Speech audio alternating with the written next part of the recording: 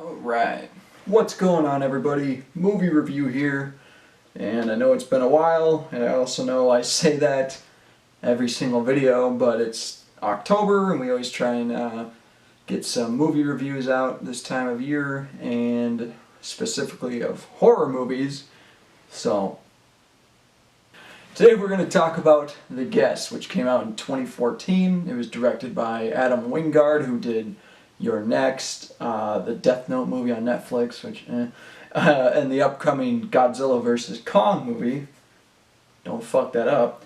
With the screenplay by Simon Barrett, who also wrote You're Next. Starring Dan Stevens, who you may know from Downton Abbey or Legion, something that's a little more recent. And Maika Monroe, which you might know if you're a horror movie fan from It Follows. So, what is The Guest about? I mean, it's a pretty generic title, but it really is about a guest. The movie starts with just some random guy running on a road, and you don't know who he is, and you don't know anything about him. He knocks on a door, a family answers, and he says, you know, hey, I knew your son, and you know, we were good friends in the military and in the army. Well, shit. Camera just stopped recording. He comes into the family, he's welcomed with, you know, open arms, and you understand why, just because, you know, they just lost their son, who he apparently has a connection to, and they're still grieving over that, so having any sort of connection to their son, you know, they just really latch on to it. So it makes sense that they're like, you know, hey, come stay at the house, you know, have a beer with me and stay as long as you like and this and that. And everyone in the family does eventually kind of warm up to him, and it's fun to see how that progresses.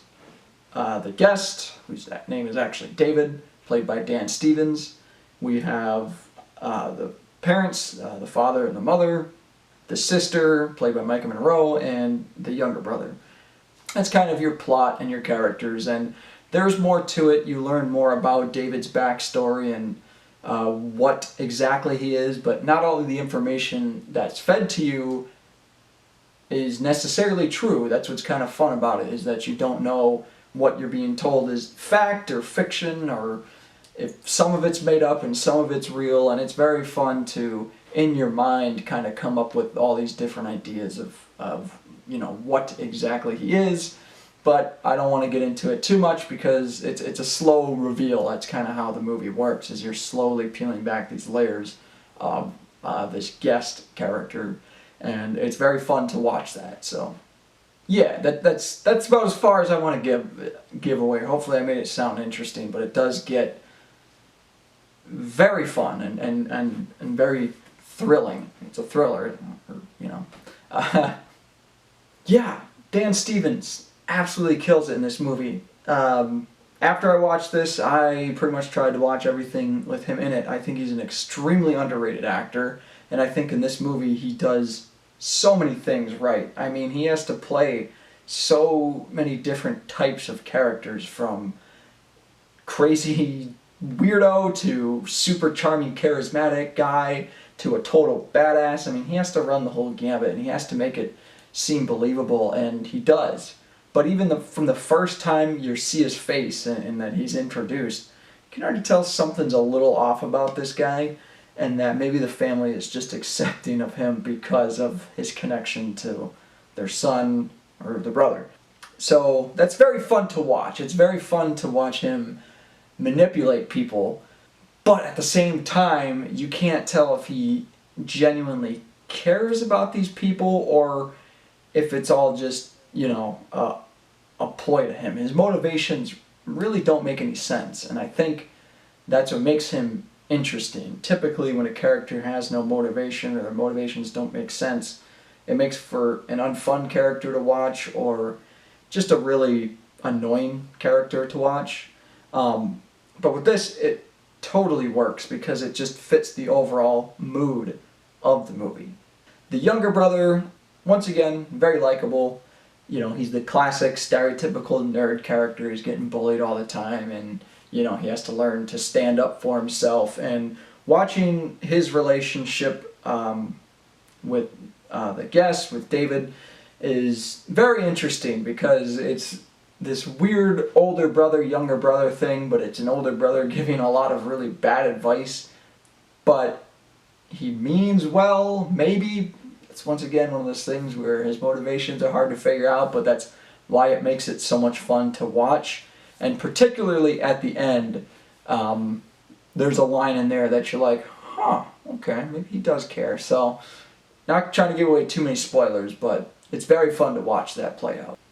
The music is great. It reminds me sometimes of John Carpenter's score, and I'm talking about the score itself, not the licensed music that's in the movie, which is also nice and serves the overall atmosphere of the movie. But the score itself is very droning, it's very ambient, and it just really does help build the tension in a lot of scenes and kind of just set the tone of things you're about to see happen. So it does a good job there. The cinematography is also great, and one of the reasons why it is that this movie takes place during Halloween, or during October.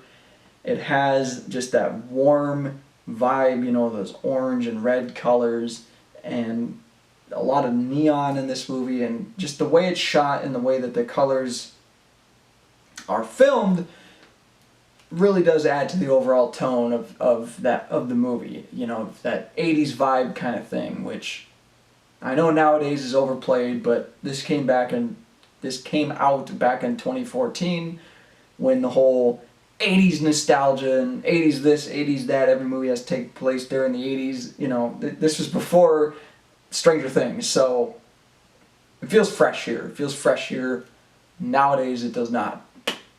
The way they shoot action in this movie, which how's that for a segue? Now I can transition. Not if I fuck it up like that. Now I can transition into that. The action scenes in this movie are really well shot, and they also feel pretty grounded and pretty gritty. It's not, like John Wick good, but it's good. And the stunt work here is also very well done. That's what I like. It's just like a nice overall package. So yeah, that's The Guest. Totally recommend that you guys go and check it out, especially if you like, these 80s kind of throwback movies, or any sort of just really good thriller. Totally recommend it. Yeah, that's it. That's all I've got to say about The Guest. That's all I've got. So there we go. I don't know how to end this.